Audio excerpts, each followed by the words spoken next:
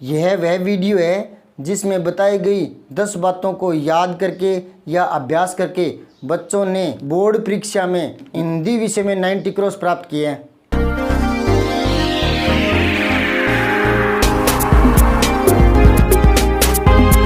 Board परीक्षा की उत्तर पुस्तिका कैसी हो अर्थात प्रारूप कैसा हो, भाग 2 में आपका स्वागत है।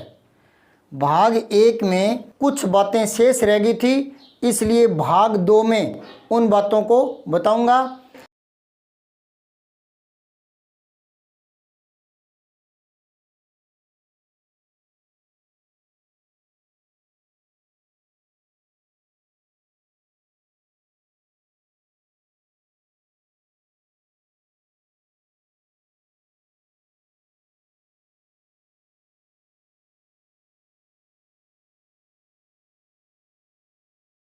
पहली बात है, उत्तर पुस्तिका सुंदर होनी चाहिए, व्यवस्थित होनी चाहिए।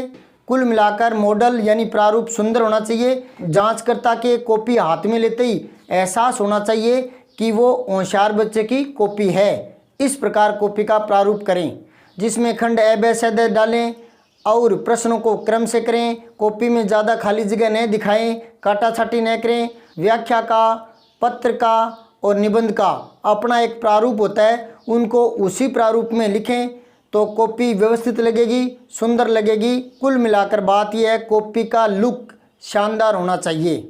इस कॉपी का मॉडल देखें, एक तो रफ लिखाई, ऊपर से काटा छाटी, और ये पहला ही पेज है। एक इसको देखें कितना रगड़ रगड़ के काट रखा है, ये भी पहला पेज है। अगर कोई गलती हो जाती है इस प्रकार काट सकते हैं, जैसे ये प्रश्न गलत हो गया तो इसको काट कर एक लाइन से आगे से ही लिख दिया, तो ये भी एक तरीका है। लेकिन ये तो बहुत ही गंदा तरीका है। एक ये देखें क्या मॉडल बना रखा है, dash dash dash dash dash, समझ में नहीं आता, पहला ही पेज है।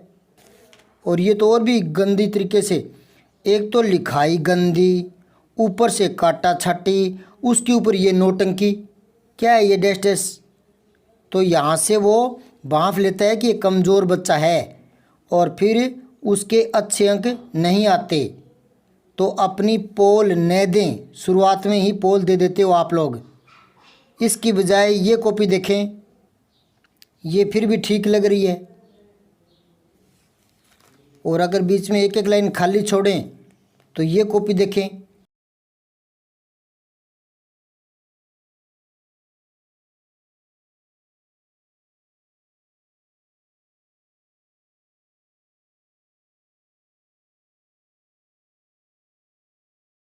अब इस कॉपी में देखें, कहीं तो इस बच्चे ने ऑप्शन में ए ब स द भी लिखे हैं, साथ में वो शब्द भी लिखे हैं।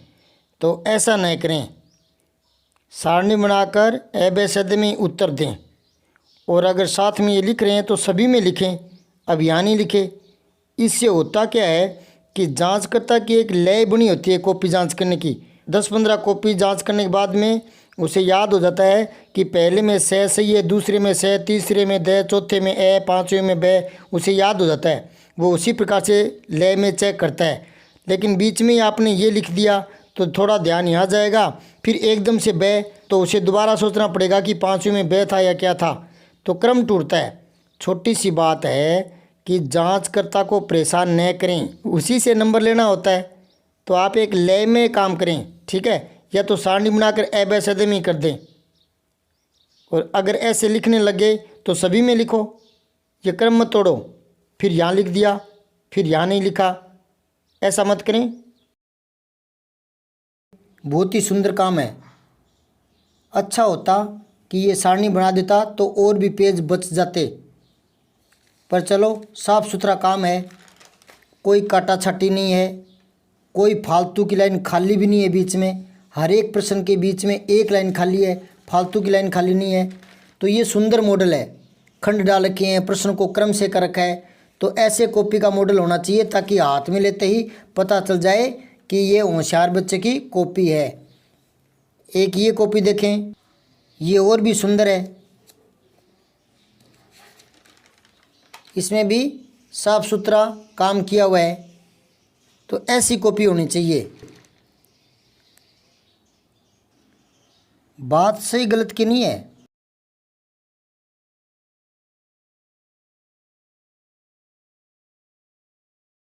कॉपी का प्रारूप सुंदर होना चाहिए, होशियार बच्चे की कॉपी लगनी चाहिए।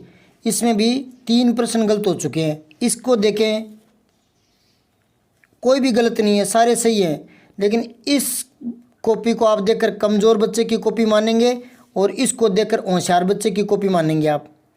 एक ये देखें, छोटा सा उत्तर था, 2 लाइनें खाली, फिर उत्तर, फिर 2 लाइनें खाली, फिर उत्तर, फिर 2 लाइनें खाली, फिर 2 लाइनें खाली, फिर उत्तर, फिर 2 लाइनें खाली। मतलब ये पहले पेज से ही पता लग रहा है कि ये कमज़ोर बच्चे की कॉपी है।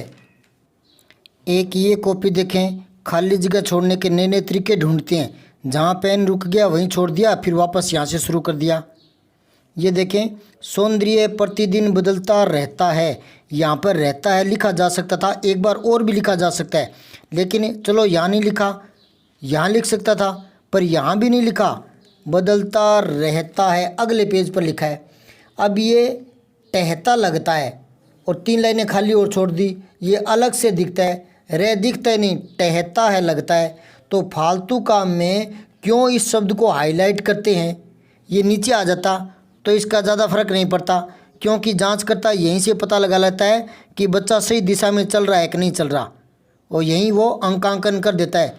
ऐसा नहीं है कि लास्ट शब्द के अंदर ही पूरा रहस्य छिपा रहता है। एक ये देखें, प्रत्येक के पेज पर ऊपर की 2 लाइनें खाली छोड़ते हैं, पता नहीं क्या बात है।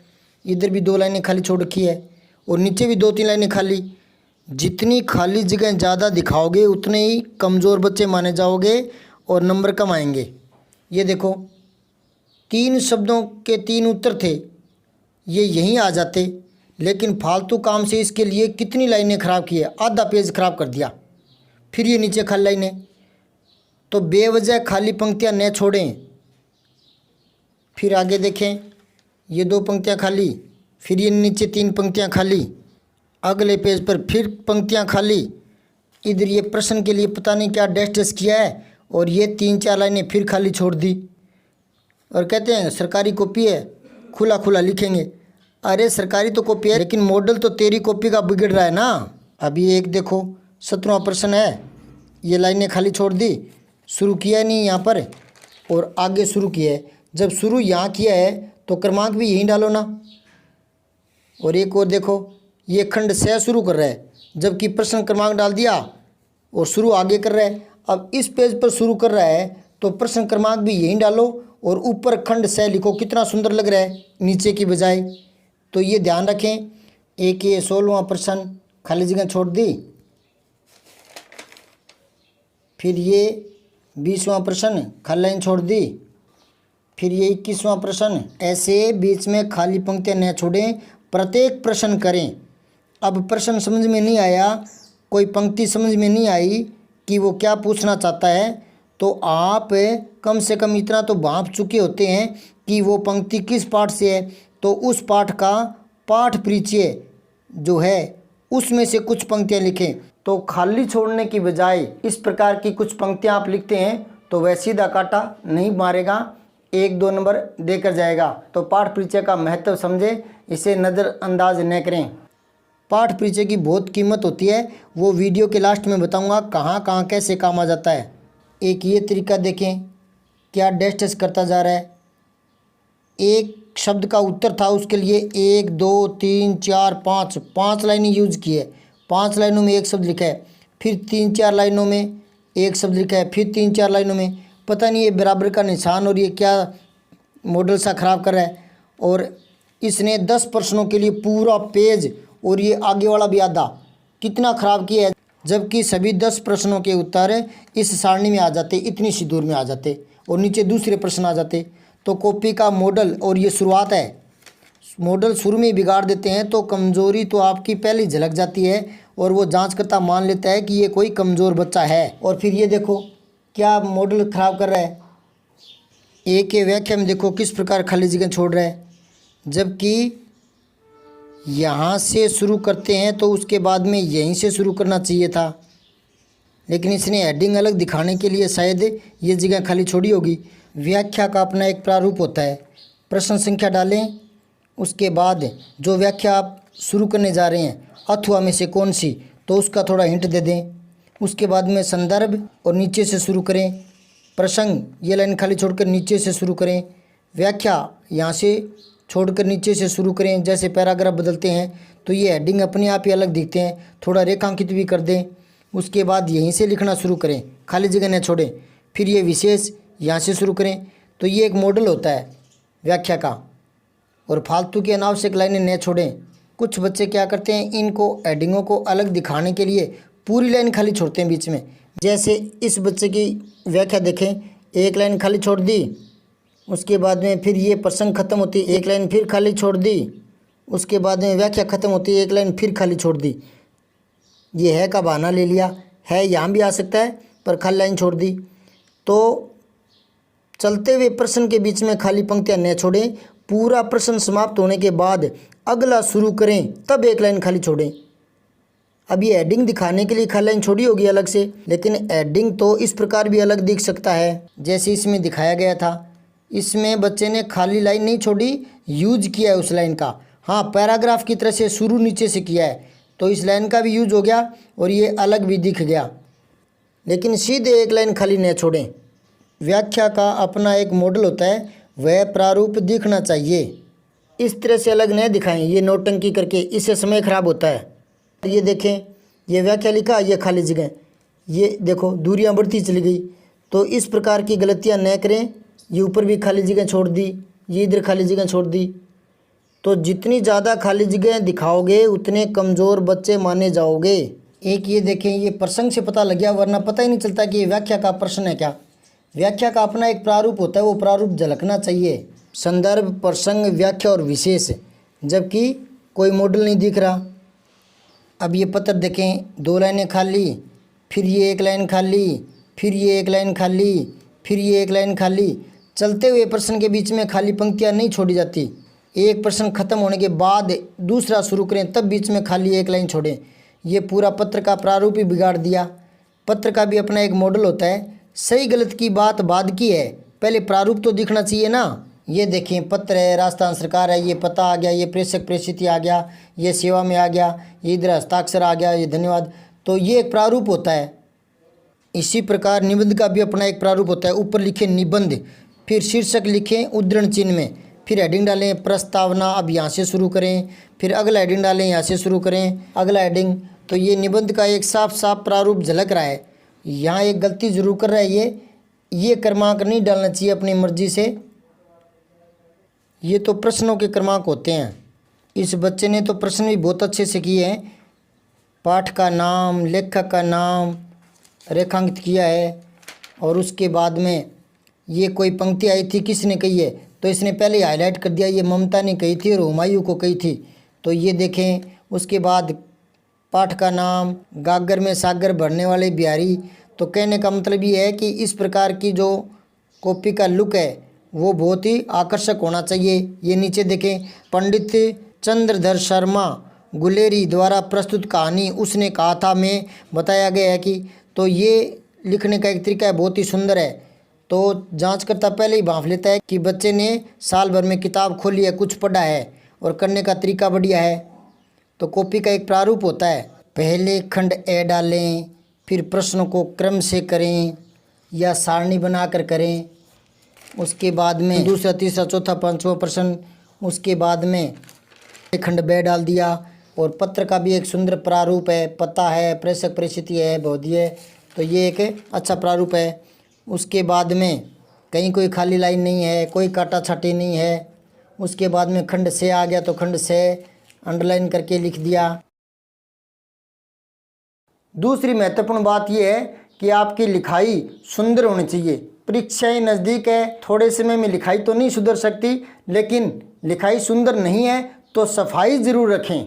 बजाय इसके ये ठीक है। और first impression is the last impression. शुरू के पेज में ही लिखाई की स्पीड न पकड़ें। शुरू में थोड़ा आराम से लिखें। इस तरह से इस बच्चे ने आराम से लिखा है और आगे देखते जाएं। और यहाँ इन पंक्तियों को देखें और यहाँ स्पीड थोड़ी सी बढ़ रही है, यहाँ थोड़ी सी और स्पीड बढ़ती दिखाई दे गई। और लास्ट में तो इसके काटा छाटी भी हो गई, लेकिन तब तक तो इसकी कॉपी पूरी हो गई। तो कहने का मतलब है शुरू से ही कॉपी का मॉडल नहीं बिगाड़ें। तो इसकी पहले 2-4 पेजों में लिखाई थोड़ी सी आराम से सफाई के साथ की हुई है, तो ये बहुत बढ़िया बात है।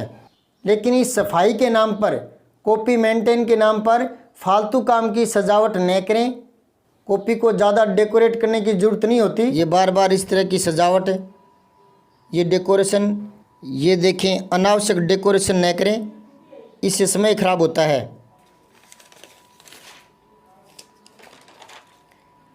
इसने देखो स्केल ले करके और लाइनें वो भी डबल, सीधी एक पंक्ति खाली छोड़ दें। इस प्रकार से कॉपी को ज़्यादा सजाने की ज़रूरत नहीं होती। और इसने तो हाथों से सीध लाने की कोशिश की है, तो इससे तो ज़्यादा समय खराब होता है। तो ये ज़्यादा सजाने की कोई ज़रूरत नहीं होती। ये इस तरह से सजावट के चक्कर में ये ऐसे मत करें, इनकी ज़रूरत नहीं है। और कितनी लाइनें ख़राब की है। ये कोई होशियार बच्चे की कॉपी नहीं दिखती।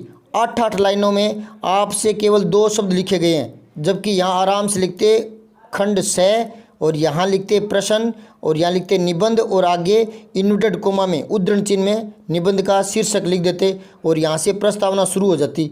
तो काम सुंदर करें, तभी कॉपी का लुक सुंदर आएगा। जांचकर्ता उसे होशियार बच्चे की कॉपी समझेंगे और अच्छे नंबर आएंगे। तीसरी महत्वपूर्ण बात, गलतियां कम से कम करें।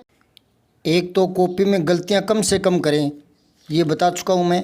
यहाँ तो इस बच्चे में थोड़ी झिझक सी लगती है कि ये विश्वास के साथ लिख नहीं पा रहा, जल्दबाजी में है शायद।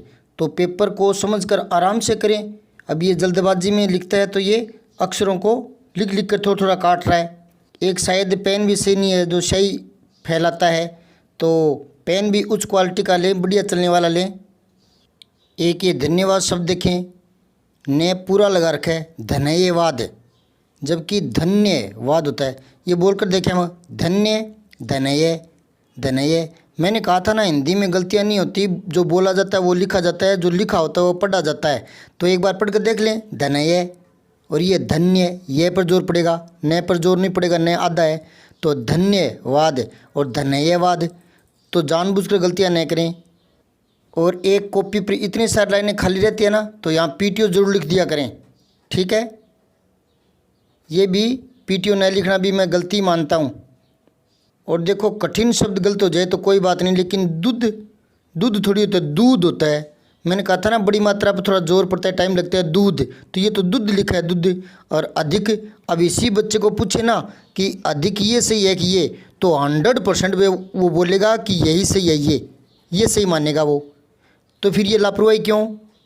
ऐसी गलतियां न करें।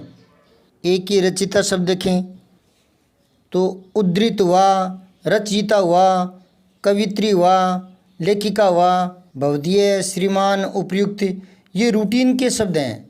कुछ 10-15 शब्द तो जो रूटीन में है, हिंदी में काम आते हैं, वो तो पक्के याद रखने चाहिए ना। पाठ का नाम और लेखक का नाम ये गलत होना नहीं चाहिए। पाठ तो लेखक तो ये तो आपके किताबों में छपे रहते हैं, साल भर पाठों को देखते हैं, किताबें खोलते हैं, तो पाठ के नाम, लेखक के नाम वो थोड़ी गलत होने चाहिए। वो गलत हो रहे हैं तो फिर इसका मतलब आप साल भर पढ़ाई क्या करते हैं। और एक बहुत बड़ी बेवकूफ़ी देखो, नदियाँ यहाँ बड़ी मात्रा है और इसी में यहाँ छोटी है, तो यूँ तो सुन में लिख रहा है क्या। और फिर देखो दूर, मैंने कहा था ना, बोलने से पता चल जाता है। दूर, यहाँ पर दू छोटा होता है ना, या कोई भी मात्रा छोटी होती है तो आगे वाला अक्षर तुरंत बोल दिया जाता है, दूर। तो बड़ी होती है तो बोलते हैं दूर, थोड़ा समय लगता है। तो थोड़ा बोल कर देख लें। ये देखो पक्षियों, तो ये यूँ लगाए तो छोटी हो जाएगी ना मात्रा। नदी, नदियों, लड़की, लड़कियों, पक्षी, पक्षियों, गोपी, गोपियों, नारी, नारियों, तो छोटी मात्रा हो रही है ना, छोटा नियम है, ये याद रखना चाहिए। और ये देखो कवि का नाम गलत लिखा है, सूरदास थोड़ी होता है, छोटी मात्रा होती है तो आगे वाला अक्षर साथ बोला जाता है, सूरदास, जबकि बड़ी मात्रा आती है तो सूरदास। तो बोल कर देखें सूरदास, ये सुर। तो ऐसी बातों पर गौर करें। और ये देखो श्रीमान, ये तो बहुत ही चिर परिचित शब्द है, इसमें थोड़ी गलतियां करेंगे। ये तो किताबों की बजाय भी दूसरी जगह भी काम आता रहता है। तो श्रीमान और श्रीमती, ये ध्यान रखें, ऐसी गलतियां मत करें। और ये देखें, आपका शिष्य जिला कलेक्टर, और ये सचिव को लिख रहा है। राजस्व सचिव का कलेक्टर कभी भी शिष्य नहीं होता। और ये बहुत ही कॉमन बात है, शिष्य गुरु का ही होता है। ये देखो बहुत ही गलत लिखा है। इस प्रकार की गलतियां अक्षम्य है, अक्षम्य 10वीं 12वीं बोर्ड वाले बच्चों के लिए।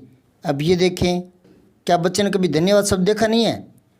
आराम से जब उसको पूछेंगे ना तो ये सही बताएगा और उसको पता है, लेकिन फिर भी पता नहीं कैसे आदत के लाचार हो जाते हैं। ऐसे शब्द गलत मत किया करें और शेष गलतियां होंगी नहीं। क्यों? क्योंकि शब्द कोई आसमान से थोड़ी टूट कर आएगा।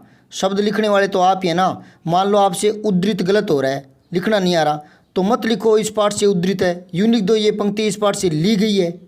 पाठ का नाम, लेखक लेखिका का नाम और उनकी कोई विशेष बातें हैं तो उनको रेखांकित न करना भी मैं गलती मानता हूँ। रेखांकन जरूर किया करें ऐसे शब्दों को। एक ये देखें, व्यक्ति, व्यक्ति शब्द गलत थोड़ी करेंगे आप हैं, ये तो बहुत बड़ा अन्याय हो रहा है ना। एक ये शब्द देखें, उदयपुर, पुर थोड़ी होता है, पुर तो ग्रामीण भाषा में कपड़ों को बोलते हैं। उदयपुर, पुर, जयपुर, पुर। और सबसे बड़ी बात यह है कि ये शब्द पेपर में आया हुआ है। जिला कलेक्टर उदयपुर की ओर से राजस्थान सचिव को पत्र लिखना है, तो पेपर में आया हुआ शब्द कॉपी में जब लिखते हैं तो गलत लिखते हैं। ये तो बहुत बड़ी बेवकूफ़ी है। ये देखें, कबीर, कबीरदास, कबीर थोड़ी होता है, कबीर, मात्रा बड़ी आती है। और देखो बेवकूफ़ी, यहाँ कबीर बड़ा लिखा है कबीर और यहाँ कबीर, तो यूँ क्या नशे में पेपर करने जाते हो क्या? और एक और गलती देखें, गोरा गाय को इटालियन मार्बल की उपाधि दी है, तो दी देखो, ही, दी, ली, भी, ये अकेले में आते हैं तो कभी भी मात्रा छोटी नहीं आती, हमेशा बड़ी मात्रा आती है इन पर। और एक और देखें, कवि कहते हैं कि, कवि लिखते हैं कि, ठीक है ना, कवि ने लिखा है। और ये फालतू काम की डेकोरेशन है, इसको भी मैं गलती मानता हूँ। ऐसे पीटीओ नहीं लिखते। जब आपका कोई प्रश्न है यहाँ तक पूरा हो जाए, पीछे इतना सारा खाली हो और आगे कोई और प्रश्न कर रहे हो, तब यहाँ पीटीओ लिखें। लेकिन ऐसा करे ही नहीं, खाली लाइन छोड़े नहीं, बस सीधी सी बात है। निबंध पूरा निबंध होने के बाद अगला प्रश्न शुरू करें, तब खाली लाइन छोड़ें प्रश्न बीच में ही, तो इसको भी मैं गलती मानता हूँ। ये देखो, बहुत मेहनत करती है, यहाँ आ सकता है ना, लेकिन यहाँ लिखा है और फिर ये 2 लाइनें खाली छोड़ दी। और ये देखो, किसी का भी नहीं है यहाँ आ सकता है, 2 बार भी लिखा जा सकता है, लेकिन यहाँ लिखा है और खाली लाइन छोड़ने के बहाने ढूंढ रहा है, तो ये कॉपी का मॉडल बिगाड़ रहा है। ये ऐसे थोड़ी निबंध करते हैं। और एक और देखे, है कि छोटी की से पहले ये पूर्णविराम नहीं आता कभी भी, क्योंकि छोटी की तो योजक शब्द है, 2 उपवाक्यों को जोड़ता है, तो पहले ही पूर्णविराम कहाँ से आ जाएगा? कवि लिखते हैं कि, तो क्या लिखते हैं वो तो बात आगे पूरी करेंगे ना, तो पूरी करेंगे तो बाद में आएगा पूर्णविराम, पहले ही थोड़ी आता है। तो ये देखो, ये छोटी छोटी गलतियाँ मत किया करें। और ये ली देखो, ऐसे अकेले में ली, भी, ही, ये कभी भी छोटे नहीं आते, हमेशा बड़े आते हैं। और एक ये देखो, प्रसंग वगैरह ये इस लाइन के इधर नहीं आते, इधर ही आते हैं। इधर तो केवल क्रमांक डालते हैं। कई बार अर्जी लिखते हैं ना, तो उसमें भी सेवा में या विषय, विषय जरूर इधर लिख देते हैं, और नीचे वाली दिनांक भी इधर लिखते हैं। तो इस लाइन के इधर मत लिखा करें, इधर केवल क्रमांक आते हैं। एक और नई तरह की गलती, कई बार बच्चे लिखते हैं इस पाठ के लेखक, फिर आगे नाम याद नहीं आता ना, तो वो खाली जगह छोड़ते हैं कि सोचते हैं कि बाद में लिख देंगे, बाद में याद आ जाएगा। इस तरह से खाली न छोड़ें, सीधे लिख दें लेखक ने लिखा है कि, बीच में खाली जगह मत छोड़ें।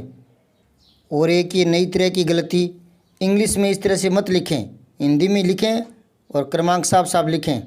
और ये इधर से जगह छोड़ना, इसको भी मैं गलती में शामिल करता हूँ। सारा कॉपी का मॉडल बिगाड़ के छोड़ देते हो। ये देखो बच्चे ने क्या लिखा है, भय पाठ से उद्धृत है। अब कितना दुख पाया है बेचारा उद्धृत लिखने में, है ना। या तो इसको याद ही कर लो ना, 5, 10, 15 शब्द होते हैं उनको रूटीन में आने वाले, और नहीं याद हो रहा तो छोड़ो, क्यों लिख रहे हो उद्धृत है, सीधे लिख दो भय पाठ से ली गई है बस।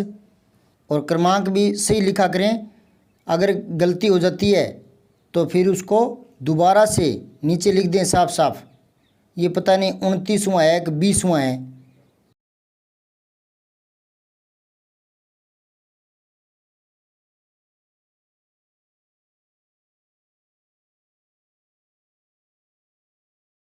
और ये इस तरह खाली न छोड़ें कोई प्रश्न।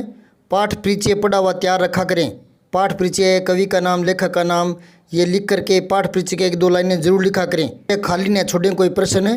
कभी इंग्लिश का शब्द लिखना पड़े तो उसी लाइन के ऊपर लिखे आप नीचे लिख देते हैं, इस लाइन में माना जाएगा। ये तो जिस लाइन का यूज़ करें ना उसी के ऊपर ये नीचे लिखें। इंग्लिश है तो ऊपर, हिंदी है तो नीचे, पर आप लिखना चाहते हो इस लाइन में और यूज कर लिया इस लाइन को। ये देखो काऊ, इसी एक लाइन, इसी लाइन पर काऊ, ऊपर इंग्लिश, हिंदी नीचे। इसने ऊपर से तो रिक्तान दिख रहा है और नीचे वाली लाइन में घुसेड़ दिया इसको।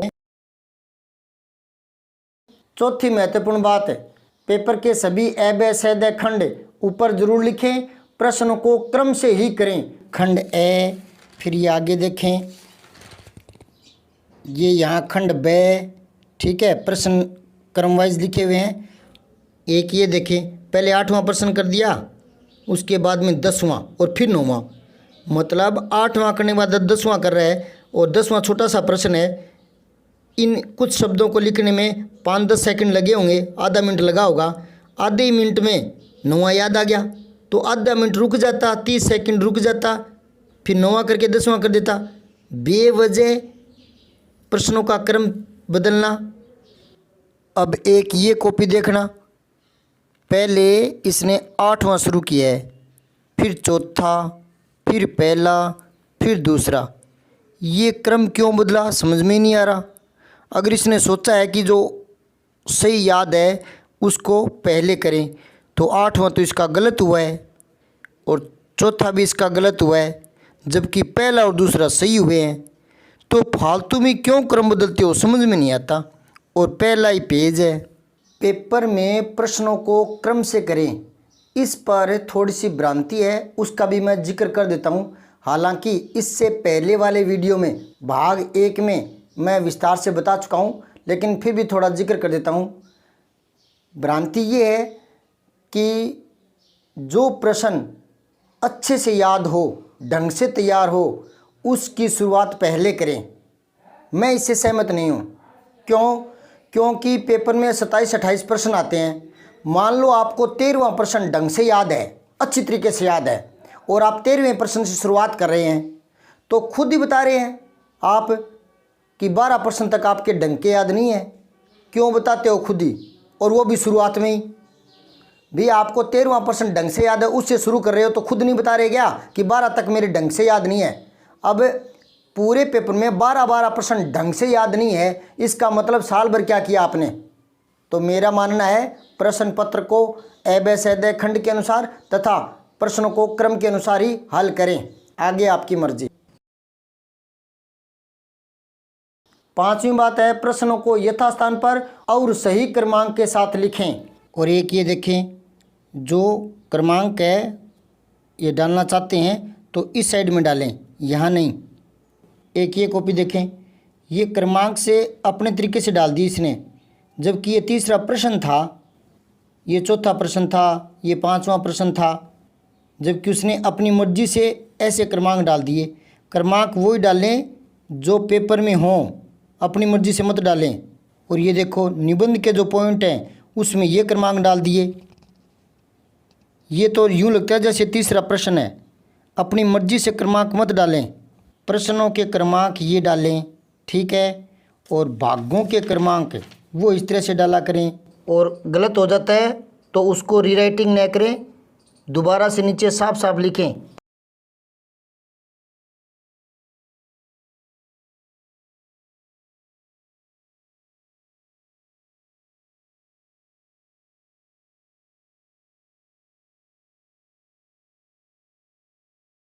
इसी के साथ दूसरी बात भी याद रखें कि प्रश्न पत्र के सभी प्रश्न कॉपी पर न उतारें। हाँ, प्रश्नों का संकेत बराबर लिखें, पूरा लिखें, व्यवस्थित लिखें, ताकि जांचकर्ता को परेशानी न हो, असुविधा न रहे। कभी भी पेपर के प्रश्नों को कॉपी पर मत उतारें। एक बच्चा कहता है सर एक लाइन से क्या फ़र्क पड़ता है। अरे एक लाइन नहीं है, प्रश्न 28 होते हैं। 28-30 पंक्तियाँ लिखने का मतलब है 1-1.5 पेज लिख देना। इससे समय खराब होता है और कोई निबंध अधूरा रह जाएगा या कोई प्रश्न अधूरा रह जाएगा। तो पेपर के प्रश्न कॉपी पर मत उतारें। हाँ, उनका संकेत स्पष्ट दें। संकेत में जैसे स्पष्ट बताएं कि प्रश्न कौन सा है और व्याख्या कौन सी कर रहे हैं अथवा में से, तो जो भी व्याख्या कर रहे हैं उसका पूरा संकेत बिल्कुल लिख दें सामने। उसके बाद लिख दें पत्र है तो पत्र का संकेत कर दें, निबंध है तो निबंध पहले लिखें, फिर आगे उद्धरण चिन्ह में और उस निबंध का शीर्षक लिख दें। कौन सा शुरू करना चाहते हो चार में से उसका संकेत कर दें। ये देखो संकेत इसने वाक्य में कर दिया कि शमशेर बहादुर सिंह की उषा कविता में प्राकृतिक सौंदर्य अत्यंत प्रभावशाली ढंग से बताया है। तो थोड़ा सा इस प्रकार संकेत सुंदर कर दें। देखो जयशंकर प्रसाद का व्यक्तित्व और उसमें कर्तृत्व और पूछा था, तो जयशंकर प्रसाद का कर्तृत्व, यहाँ थोड़ा सा पैराग्राफ चेंज करता ना, यहाँ से जयशंकर प्रसाद यहाँ से शुरू करता, आगे ये थोड़ी सी लाइन खाली छोड़ता तो ये हेडिंग अलग दिख जाता।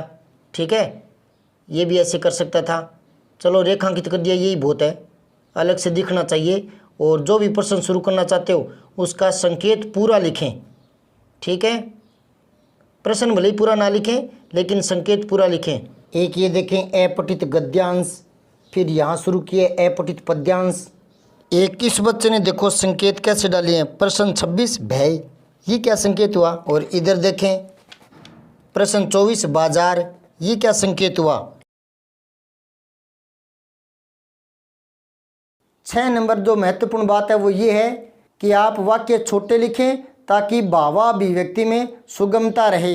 एक ये प्रश्न देखें, जगत के चतुर को भी मूढ़ बनना पड़ रहा कि कवि बिहारी में ऐसा जन विष कहा कि एक बार ढार भगवान ने बलि के 3 मुठ बनाकर थे समस्त धरती आकाश, ये भी जगत के चतुर चितेरे को भी मूढ़ बनाना पड़ा था कि वह चतुर सूर्य की किरण भी धरती पर गिरती ही यह कवि बिहारी के ऐसा उदाहरण दिया था। पूर्णविराम यहाँ तक भी नहीं लगा, प्रश्न खत्म हो गया, पूर्णविराम लगा ही नहीं, कोई पता ही नहीं क्या लिख रहा है, कोई भाव स्पष्ट नहीं है, कुछ क्या कहना चाहता है। तब मैंने लिखा है कि वाक्य छोटे बनाओ ताकि भावाभिव्यक्ति स्पष्ट हो जाए। एक बात और याद रखें, जब तक आपके उत्तर का आखिरी शब्द नहीं लिखा जाए तब तक प्रश्न दिमाग में चलता रहना चाहिए ताकि उत्तर शब्द सीमा से बाहर न जाए। एक ये प्रश्न देखें, महादेव वर्मा का गोरा गाय जो पाठ है उस पाठ की विशेषता पूछी थी। तो ये लिख रहा है महादेव वर्मा को गाय पालने का बहुत शौक था, अपनी बहन के पास गई और उसको गाय सुंदर लगी, पाल लिया। पता नहीं क्या क्या कहानियाँ लिखता जा रहा है। जब गोरा 12 शेर दूध देती थी, उसके दूध दूहने वाला आया, दूध निकालने लगा, दूध को अन्य पशु पक्षी को पिलाते थे। जब गोरा ग्वाला आया, गुड़ में सुई खिला दी और वह हृदय में चली गई, छेद हो गया। कौन पूछता है किसने क्या खिला दिया, प्रश्न कुछ हो रही है। एक यहाँ शुरू में लिखा था कि गोरा गाय बहुत सुंदर थी, निराली थी, जब वो आई तो उसे माला पहनाई गई, कुमकुम का तिलक लगाया गया। किसने पूछा था किसका तिलक लगाया गया, प्रश्न क्या दिमाग में रखते ही नहीं, पूरे 2 पेज भर दिए और कुछ स्पष्ट हुआ ही नहीं। जो प्रश्न पूछा था ना उसका तो उत्तर ही नहीं आया। तब मैंने लिखा है शब्द सीमा ज़्यादा हो गई, जो पूछा जाए उसी पर ध्यान रखा करें। तब मैंने एक सूत्र दिया है कि जब तक उत्तर पूरा न हो तब तक प्रश्न दिमाग में चलता रहना चाहिए कि मुझे क्या लिखना है, क्या बताना है। तो शब्द सीमा अपने आप ही कम हो जाएगी, शब्द सीमा भी ज़्यादा नहीं बढ़ेगी। शब्द सीमा कब बढ़ती है, कहानी याद आ जाती है और लिखने लग जाते हो, शब्द सीमा का पता ही नहीं होता कितनी बढ़ गई। और यही प्रश्न अगर गोरा कहानी से नहीं होता, ईर्ष्या तू क्यों नहीं गई मेरे मन से, उस पाठ से होता तो कुछ लिख ही नहीं पाते, फिर ये प्रश्न 2-2 पेज पर होता ही नहीं। तो आप प्रश्न को दिमाग में रखें, जब तक उत्तर का आखिरी शब्द नहीं आए तब तक प्रश्न दिमाग में चलता रहना चाहिए और वही लिखा जाएगा जो पूछा हुआ है। एक ये देखें शब्द सीमा की बात करें तो ये 4था प्रश्न है, ये 5वां प्रश्न है, ये 6ठा प्रश्न है,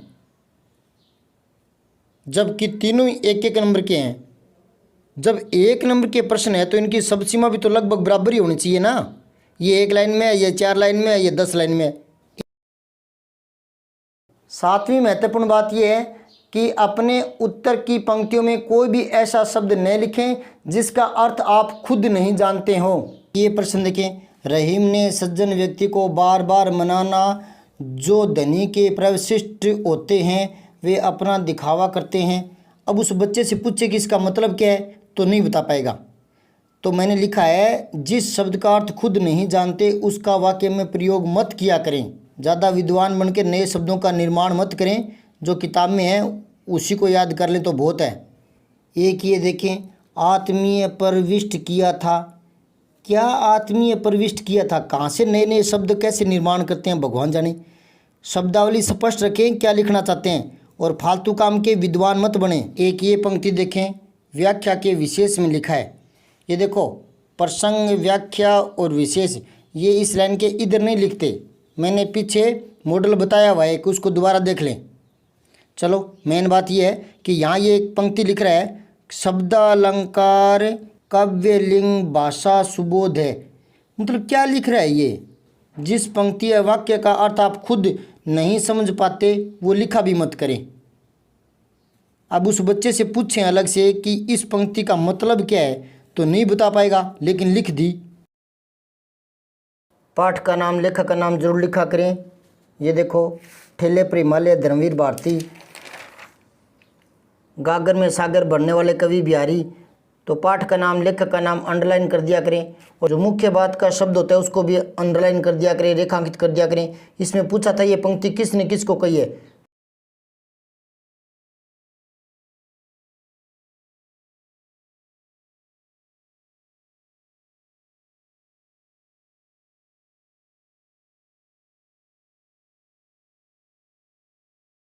पाठ का नाम और लेखक का नाम तो आप याद रख ही सकते हैं। एक बात बताइए, आपकी कक्षा में 35 विद्यार्थी पढ़ते हैं, तो क्या आप उनका नाम याद नहीं रखते? और 35 की बजाय 45-50 बच्चे हो तो क्या आपको उनका नाम याद नहीं रहता? रहता है। आप बता देते हैं कि ये मेरी कक्षा का ये नाम है, और 2-4 बच्चे और एडमिशन हो जाए, आपकी कक्षा में मान लो 60 बच्चे हों, तो क्या 60 के नाम याद नहीं रहते? रहते हैं। यूँ मान लीजिए क्लास में एक और लड़का आ गया, जयशंकर प्रसाद, एक महादेव वर्मा का एडमिशन हो गया, तो 2 बच्चे और बढ़ गए, तो क्या ऐसे याद नहीं रहते? याद हो जाते हैं। अब रही बात, वो लड़के तो आपको कुछ नहीं देते, लेकिन लेखकों का नाम और कवियों का नाम, पाठ का नाम याद रखने से आपको नंबर मिलेंगे बोर्ड परीक्षा में। अब रही बात कविता की और कहानियों की याद करने की, तो वो तो रोचक विषय है। जैसे आप क्लास में केवल बच्चों के नाम ही याद नहीं रखते, उनका हुलिया भी याद रखते हैं कि यार वो रमेश पूनिया ना, वो जो लंबे लंबे बाल रखता है, मोटा सा है, काला सा है, तो उनका हुलिया भी याद रखते हैं। तो पाठ के नाम, कवियों के नाम याद हो गए, तो उनमें बताएगी कहानियाँ और कविताओं में क्या बात है वो भी याद रह जाएगी। और दूसरी बात ये है कि ये कोई साइंस के न्यूमेरिकल तो है नहीं, कोई मैथ का कोई चक्रवर्ती ब्याज का सूत्र तो रटना नहीं है। कहानियाँ हैं और कहानियों में वैसी रुचि होती है, तो कहानियाँ याद रखें, पढ़ें। और कविताएं हैं, कविताओं में क्या भाव है, कवि क्या कहना चाहता है, ये तो रोचक विषय है। तो पाठ परिचय ध्यान में रखें और पाठ का नाम, कवि का नाम या ध्यान में रखें। अच्छे नंबर लाने के लिए ये बातें आपके काम आएगी। ये देखें, चंद्रधर शर्मा गुलेरी, उसने कहा था, तो ये बहुत ही सुंदर तरीका है।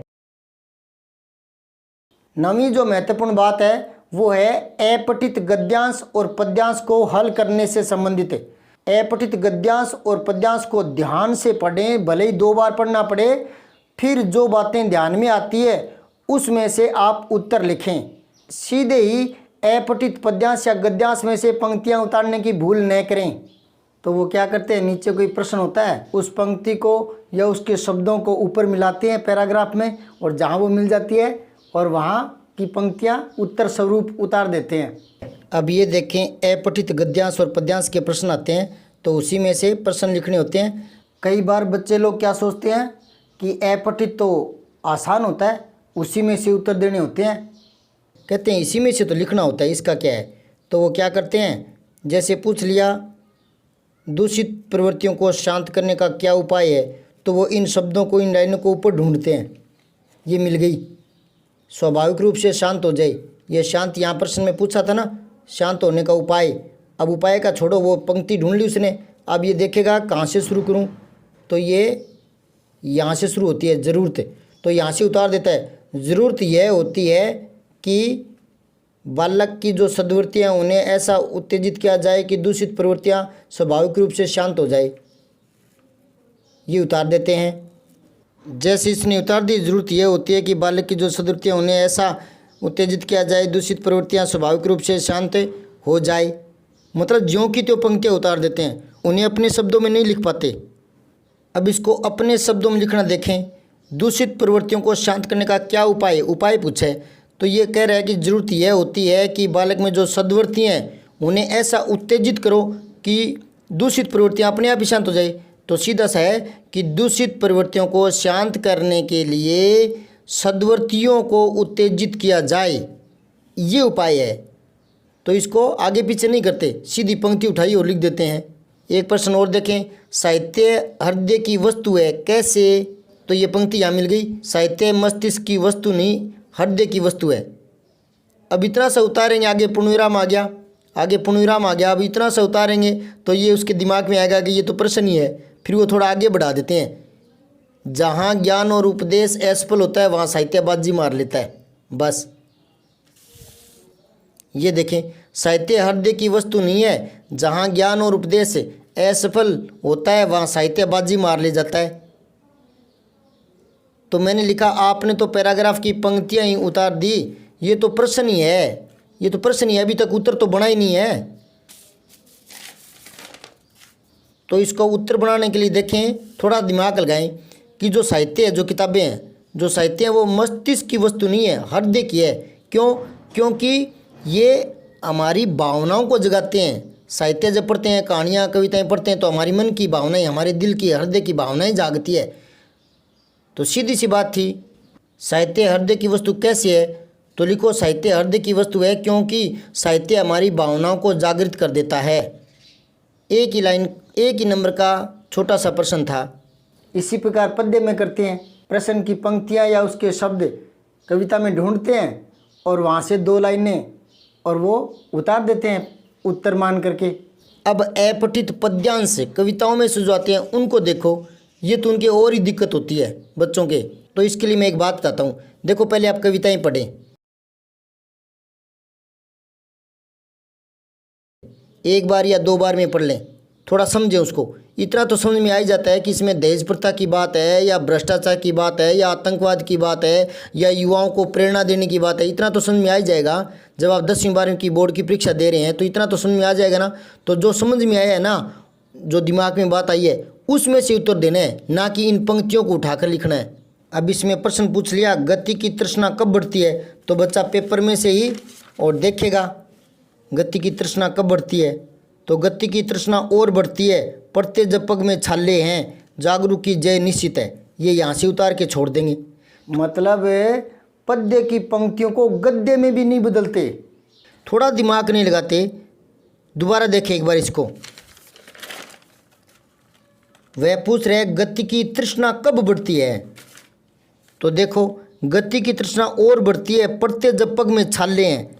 अब इस पद्य की पंक्तियों को गद्य में बदल दो, यानी सीधे वाक्य बनाओ।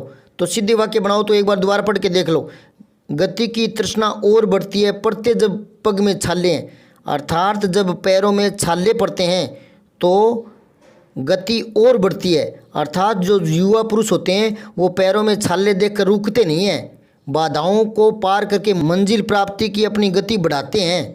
तो जवानी में वो ताकत होती है, वो शक्ति होती है, युवा पुरुषों में वो ताकत होती है कि वो बाधाओं से रुकते नहीं हैं, अपनी मंजिल की ओर ज़्यादा बढ़ते हैं। बाधाएं उनको प्रेरित करती है। अब इस बच्चे ने उत्तर लिखने का प्रयास किया है, थोड़ी पद्य की पंक्तियों को गद्य में बदलने का प्रयास किया है, लेकिन मूल रूप से फिर भी नहीं समझा। उनके आँखों की नींद उड़ जाती है तो अपनी धुन के मतवाले हैं, तब उनकी गति की तृष्णा और अधिक बढ़ जाती है, उनके पैरों में छाले पड़ जाते हैं। तो ये पंक्ति बनाने की कोशिश की है लेकिन उत्तर ढंग से नहीं बन पाया। तो इसको यूँ लिखना चाहिए था कि जब युवाओं के पैरों में छाले पड़ जाते हैं तो वह अपनी जवानी की धुन में मतवाला अपनी गति कम नहीं करता और वह मंजिल को जल्दी प्राप्त करने की कोशिश करता है। ये देखें, जवानी में मंजिल प्राप्त करने की धुन होती है, इसी धुन के कारण उसकी गति बढ़ जाती है, भले ही पैरों में छाले पड़ जाएं। छाले उनकी गति को नहीं रोक पाते बल्कि बढ़ाते हैं। इस प्रकार से पद्य की पंक्तियों को गद्य में बदल लिया करें, सीधी पंक्तियां उठाकर न लिखें। अब 10वीं महत्वपूर्ण बात है, वो है पाठ परिचय। पाठ परिचय जरूर पढ़ें, बार बार पढ़ें। देखो, पाठ तो जो है वो एक बार ही पढ़े जाते हैं, तो पहली बार में ही अगर 2 घंटे लगते हैं तो 4 घंटे लगा दीजिए, लेकिन पाठ को ढंग से पढ़िए, उसके बाद साल भर का सिलेबस होता है, बार बार नहीं पढ़े जाते पाठ, लेकिन पाठ परिचय बार बार पढ़ें और परीक्षा देने से पहले पाठ परिचय जरूर पढ़ कर जाएं। तो पाठ परिचय में आपको पाठ का मूल भाव, उद्देश्य, संदेश, ये सारी बातें मिलती है। मूल भाव तो आप पाठ परिचय की बहुत सी पंक्तियां और अपने उत्तर में समाहित कर सकते हैं, तथा व्याख्या करते समय भी जो संदर्भ और व्याख्या होती है उसके बीच में जो प्रसंग लिखते हैं उसमें पाठ परिचय की बातों से एक छोटी सी कहानी बन जाती है। मैंने व्याख्या करने का एक तरीका बताया था पीछे की वीडियो में, वो ज़रूर देख लें। किसी भी पाठ का पाठ परिचय बहुत ही महत्वपूर्ण होता है। अब एक उदाहरण देता हूँ। 10वीं क्लास में एक पाठ है रामदास सिंह दिनकर का, ईर्ष्या तू न गई मेरे मन से। उसके पाठ परिचय में लिखा है कि ईर्ष्या तू न गई मेरे मन से पाठ दिनकर जी की अर्धनारीश्वर पुस्तक से संकलित किया गया है। इस निबंध में रामदास सिंह दिनकर ने मानव चरित्र की सबसे भयावह बुराई ईर्ष्या का वर्णन किया है। तो ये जो पंक्तियाँ हैं वो किसी भी प्रश्न के उत्तर लिखने से पहले आप लिख सकते हैं। अब अर्धनारीश्वर जो पुस्तक आपके उत्तर में आएगा आप उसको रेखांकित करेंगे तो ये जांचकर्ता पर अलग प्रभाव डालेगा कि हाँ बच्चे ने गहराई से पाठ को पढ़ा है। तो ये पाठ परिचय से शुरुआत करते हैं तो अच्छे अंक आते हैं। जो ढंग से नहीं पढ़ते उनको पता ही नहीं अर्धनारीश्वर कोई शब्द भी आया था क्या किताब में। पाठ परिचय में ही बताया गया है ईर्ष्यालु व्यक्ति अपने पास उपलब्ध साधनों से आनंद न उठाकर दूसरों के पास उपलब्ध साधनों से कुढ़कर अपने जीवन के मूल्यों का ह्रास करता है। तो ये पंक्तियाँ आप किसी भी प्रश्न के उत्तर में डालें। कई बार प्रश्न की पंक्ति समझ में नहीं आती क्या पूछा है, तो खाली छोड़ने की बजाय तो आप इसमें लिखें कि प्रस्तुत पाठ में दिनकर जी ने ईर्ष्या जैसे मनोभाव को सुंदर ढंग से व्याख्यात किया है, ईर्ष्या के कारणों पर प्रकाश डाला है तथा ईर्ष्यालु व्यक्ति से बचने का और ईर्ष्या से बचने का उपाय भी बताया है। इस पाठ में लेखक ने बताया है कि ईर्ष्या एक ऐसा अवगुण है जिससे व्यक्ति अपने पास उपलब्ध चीज़ों से आनंद ग्रहण नहीं कर पाएगा बल्कि दूसरों के पास उपलब्ध चीज़ों से दुख महसूस कर लेगा। ईर्ष्या का काम जलाना है। इस प्रकार की कुछ पंक्तियाँ आप लिखते हैं तो वह सीधा काटा नहीं मारेगा, 1-2 नंबर देकर जाएगा। तो पाठ परिचय का महत्व समझे, इसे नज़रअंदाज न करें। पाठ परिचय में ही पाठ का उद्देश्य और मूल भाव समाया रहता है। 12वीं क्लास के एक और पाठ का उदाहरण देखिए। कविता है उषा शमशेर सिंह बहादुर की। तो आप उसमें से कोई व्याख्या आए, उसका प्रसंग संदर्भ लिखना पड़े या कोई प्रश्न का उत्तर देना पड़े, उसे लिख सकते हैं। बिंब धर्मी कविता के रूप में विख्यात शमशेर सिंह बहादुर की कविता में प्रगतिशील की वैचारिकता तथा प्रयोग धर्मी कवि की शिल्प का अनूठा संगम मिलता है। उषा कविता में भाषा, बिंब और लय का मणिकांचन संयोग है। यही शब्द पाठ परिचय में लिखा हुआ है और यही शब्द आप उत्तर में दिखाते हो कहीं भी और उसको रेखांकित करते हो तो बहुत बड़ा प्रभाव पड़ता है। जांचकर्ता समझ जाता है कि इस बच्चे ने गहराई से पढ़ाई की है। और आप लिखें कि कवि प्रातःकालीन सूर्योदय के दृश्य का मूक दृष्टा नहीं है। तो ये शब्द पाठ परिचय में मिलते हैं। इसी प्रकार बाजार दर्शन जो पाठ है उसमें से आप कुछ पंक्तियां दिमाग में रखें, याद रखें और शुरुआत इस प्रकार करें। परख, सुनीता, त्यागपत्र जैसे उपन्यासों से ख्याति अर्जित करने वाले जैनेन्द्र कुमार को हिंदी साहित्य में मनोवैज्ञानिक कथाकार के रूप में भी जाना जाता है। प्रस्तुत निबंध बाजार दर्शन में उन्होंने उपभोक्तावादी परंपरा और बाजारवाद का सुंदर मंथन किया है। उन्होंने बताया है कि बाजार की उपयोगिता सिर्फ आवश्यकता की पूर्ति के लिए होती है। तो ये शब्द पाठ परिचय में मिलते हैं और इन्हीं से आप शुरुआत करते हैं तो बहुत अच्छे अंक आते हैं। तो आपको ये जानकारियाँ कैसी लगी कमेंट करके बताएं और इन 10 बातों को गांठ बांध लें। मान लो वर्तमान में आप 100 में से 60 नंबर ला सकते हैं, इतनी तैयारी है। तो इन 10 बातों का ध्यान रखेंगे, इनको फॉलो करेंगे और इसके हिसाब से कॉपी सुंदर और व्यवस्थित करेंगे तो 10 से लेकर 15 नंबर तक फ़र्क पड़ जाएगा, इजाफा हो जाएगा। यानी आपके 60 आने वाले हैं तो 72, 73, 74, 75 तक आ सकते हैं। तो आपको ये जानकारियाँ कैसी लगी कमेंट करके बताएं। अन्य बच्चों को भी इन बातों का पता लगे इसलिए आप शेयर ज़रूर करें। जय माँ भारती, जय भारत।